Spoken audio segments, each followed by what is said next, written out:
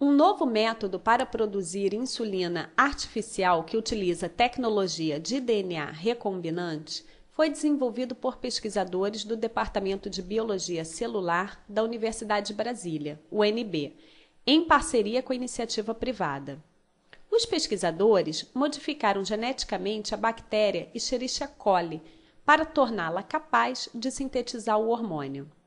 O processo permitiu fabricar insulina em maior quantidade e em apenas 30 dias, um terço do tempo necessário para obtê-la pelo método tradicional, que consiste na extração do hormônio a partir do pâncreas de animais abatidos.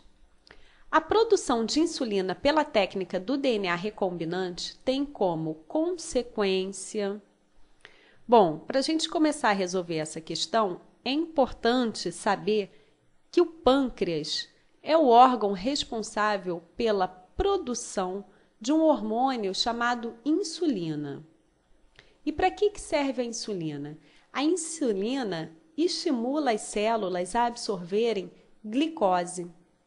A glicose é o combustível para a célula funcionar. E essa glicose, ela vem da nossa alimentação. Mas ela não tem que estar no sangue. Ela tem que estar dentro da célula. E é o hormônio chamado insulina que faz as células absorverem a glicose. As pessoas que têm deficiência na produção da insulina têm uma doença chamada diabetes mellitus. Os indivíduos diabéticos, eles não conseguem produzir esse hormônio e precisam se tratar com hormônio exógeno, ou seja, um hormônio que vem de fora. E o método tradicional de obtenção desse hormônio consiste na extração do hormônio a partir de pâncreas de animais abatidos. Conforme o próprio enunciado da questão diz, pesquisadores da UNB estão modificando geneticamente bactérias, chamadas Escherichia coli, para torná-las capazes de sintetizar o hormônio. E o nome desse método é tecnologia do DNA recombinante. E como é que ele funciona? Os pesquisadores pegam uma molécula de DNA, que é chamado de vetor de clonagem. O que é o vetor de clonagem? É uma fração mínima do DNA total de uma célula bacteriana. Então, está aqui a fração mínima. Esse é o vetor de clonagem. A partir daí, os pesquisadores clivam o DNA, ou seja, rompe parte das ligações químicas que existe entre as bases nitrogenadas do DNA.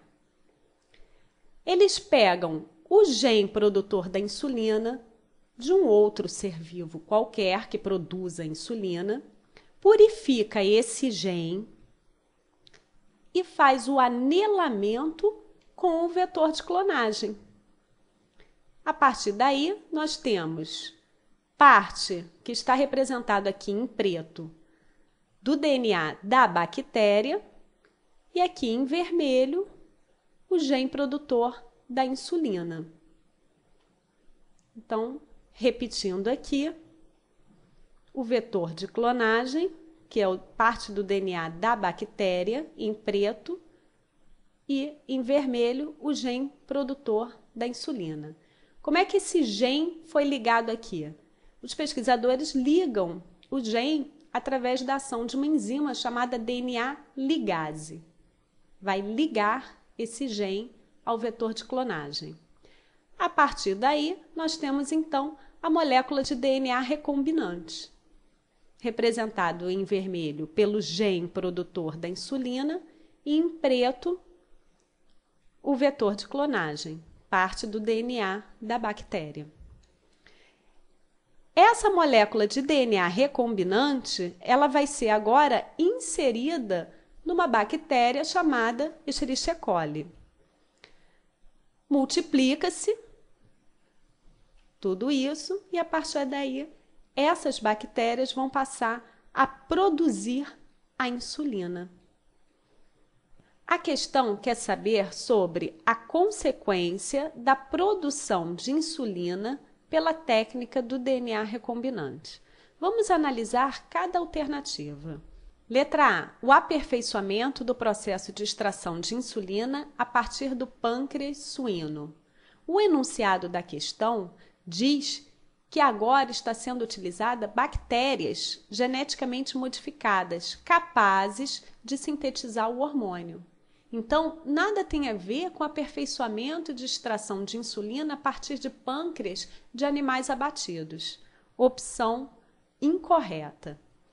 Letra B. A seleção de micro-organismos resistentes a antibióticos. O antibiótico é uma substância capaz de matar a bactéria. Nada tem a ver com a insulina, que é um hormônio que estimula a absorção de glicose pelas células. A seleção de micro-organismos resistentes a antibióticos é feita com o próprio antibiótico. E isso não está em questão no texto. O texto diz respeito somente à produção de insulina e não de antibiótico. Opção incorreta. Letra C.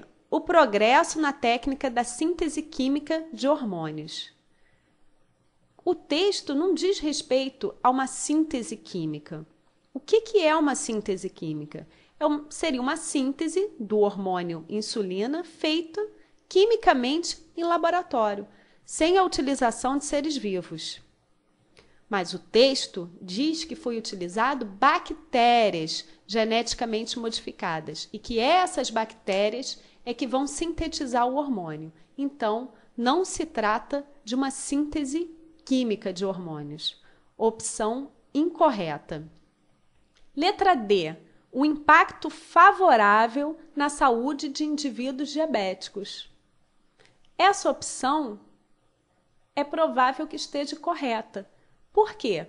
Se o texto diz que a insulina está sendo produzida agora por bactérias geneticamente modificadas em maior quantidade e em menor tempo, apenas 1/3 do tempo necessário do que obtê-la pelo método tradicional, isso vai ter um impacto favorável na saúde dos indivíduos diabéticos, que vão poder ter um acesso mais rápido e a maior quantidade de insulina.